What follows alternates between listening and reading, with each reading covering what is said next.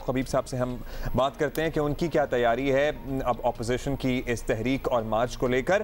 फारूक साहब, तहरीक इंसाफ की अगर बात करें तो मौजूदा इलेक्शन कमीशन पर जाहिर है अब कल वाज़े तौर पर हुकूमत ने बता दिया कि ज़रा भी एतबार नहीं है। पूरी टीम के इस्तीफ़े का मुतालबा भी हुआ। आपको पता ही होगा कि election commission I am sure के एक आइनी इदारा है, एक इंडिपेंडेंट इदारा है, इसके सरबराह को रेफरेंस से ही हटाया जा सकता है। जो आपने भेजा नहीं है तो फिर मुतालबे की क्या हैसियत रह जाती है? क्या सिर्फ रिटॉरिक समझें इसे? कमीशन ने अपनी जिम्मेदारी पूरी की है, आईनी जिम्मेदारी पूरी की है, जो कि करप्ट प्रैक्टिस को रोकने के हवाले से थी, जो इलेक्शन का सुप्रीम कोर्ट का फैसले के मुताबिक थी, जो टेक्नोलॉजी का इस्तेमाल होना था, जहां उन्होंने कहा कि बैलेट की सीक्रेसी हतमी नहीं है। अगर उनके ऊपर इलेक्शन कमीशन ने अमल दरामद किया है तो फिर हमारे मुतालबे के अंदर वजन कोई नहीं है। अगर अमल दरामद नहीं हुआ, जो कि पाकिस्तान की आवाम भी ये समझ रही है और हमने टीवी पे भी देखा, वीडियो सामने आ गई कि अमल दरामद नहीं हुआ, करप्ट प्रैक्टिस हुई हैं सेनेटर्स मुंतखब करते वक्त इंतखाबात के अंदर, और यूसुफ रजा गिलानी उसकी वाज़ेह मिसाल है कि 180 वोट हुक्मरान इत्तेहाद के हैं और जब रिजल्ट आता है तो यूसुफ रजा गिलानी जिनके 160 वोट होने चाहिए थे उनके 169 निकलते हैं, 169 निकलते हैं, और हफीज शेख जिसके 180 वोट होने चाहिए थे उसके 164 निकलते हैं। तो ये वो तमाम तर चीजें हैं जिनको मैं समझता हूँ कि इलेक्शन कमीशन ने साफ और शफाफ इंतखाबात करवाने थे, वो नहीं करवा सके, अपनी जिम्मेदारी के ऊपर अमल दरामद नहीं करवा सके, लिहाजा हुकूमत ने मुतालबा चीफ इलेक्शन कमिश्नर उनके मेहमान से इस्तीफे का सामने रख दिया। अच्छा, ऑल्दो जो अपोजिशन है और कुछ हल्के से फॉरेन फंडिंग केस में दबाव के जुमरे में भी ले रहे हैं कि प्रॉबेबली हुकूमत फारूक साहब उस पर दबाव डालना चाहती है। अच्छा, लेकिन बहुत से और केसेस हैं, उनका क्या होगा? फारूक हबीब साहब ये भी बताइएगा कि अब जब आपकी जमात खुलकर सामने आ गई कि इलेक्शन कमीशन पर एतबार ही नहीं है, तो अब आपकी इतनी पिटिशंस हैं, जैसे डस्का केस, गिलानी साहब वाला मामला, वीडियो स्कैंडल है, तो इन केसेस को भी छोड़ देंगे या कमीशन जाया करेंगे किसी उम्मीद के साथ? आपने बड़ी अच्छी मिसाल दी, आपने डस्का केस का हवाला दिया। अब आप देखें डस्का केस के अंदर जो है वो सेक्शन 9 का इस्तेमाल होता है। जो पटिशनर है वो कहता है 23 पोलिंग स्टेशन पे रीपोलिंग करवाएं, जो रिटर्निंग अफसर है वो कहता है 14 पोलिंग स्टेशनों पे गड़बड़ हुई है उसकी रिपोर्ट के मुताबिक।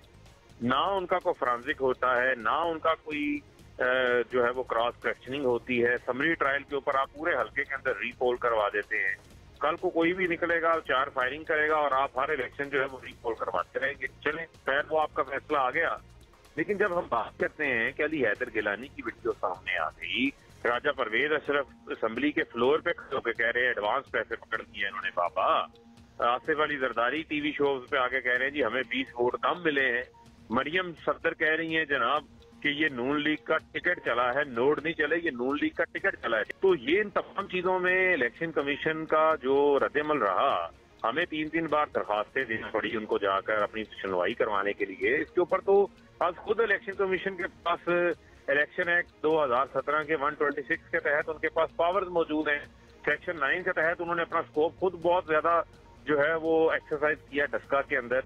तो हमने भी यही उनसे गुजारिश की थी कि आप इनका नोटिफिकेशन भी रोकें कामयाबी का। उन्होंने उनको इलेक्शन लड़ने की भी इजाजत दे दी, चेयरमैन सेनेट का उनका नोटिफिकेशन भी कर दिया। तो ये तमाम तर चीजें मौजूद हैं।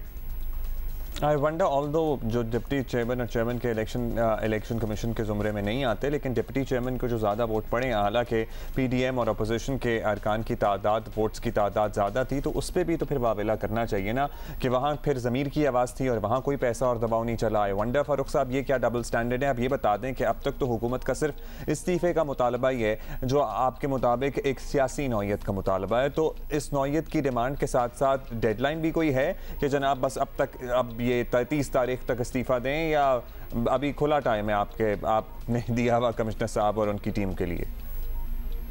देखिए, मैं ये समझता हूँ कि उन्हें खुद जायजा लेना चाहिए इस चीज के ऊपर, इस सारी सूरत हाल के ऊपर, कि क्या जो है वो आइन का आर्टिकल 218 जो कहता है ऑनेस्टली, जस्टली, फेयरली आपने इंतखाबात को करवाना है, वो इंतखाबात हुए या नहीं हुए।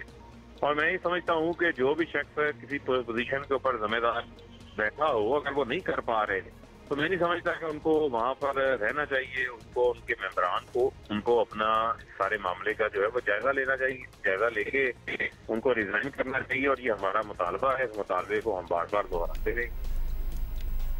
बहुत शुक्रिया आपका, फारूक हमीद साहब हमारे साथ मौजूद थे। ये जो ज़मीर की आवाज़ होती है ना और फिर पैसे चलने के इल्ज़ामात, ये बड़ी ट्रिकी सिचुएशन होती है। मैं कहता हूँ ये भी रिलेटिव टर्म्स हैं। अगर जिसको सूरत हाल सूट करती है वो कहता है जी ज़मीर की आवाज़ है, और जिसको सूरत हाल सूट नहीं करती वो कहता है जी पैसे चले या दबाव चला है। मतलब ऑब्वियसली सियासत और ख़ासतौर पर पाकिस्तानी सियासत जो कि इतनी वॉलेटाइल और हैपनिंग है, कुछ ना कुछ होता रहता है, एंड कीन फॉलोअर्स ऑफ पाकिस्तानी सियासत वुड नो कि ये कोई नई बात तो नहीं है, this is something that happens. तो लिहाजा इसको ज़मीर भी अपनी ज़रूरत के मुताबिक ही जागता है, और जो आम आवाम है अभी भी लगे रहे आप लोग महंगाई के पीछे। बाकी ये जो सारी चीज़ें they don't really concern you, I am sorry but it has to be said.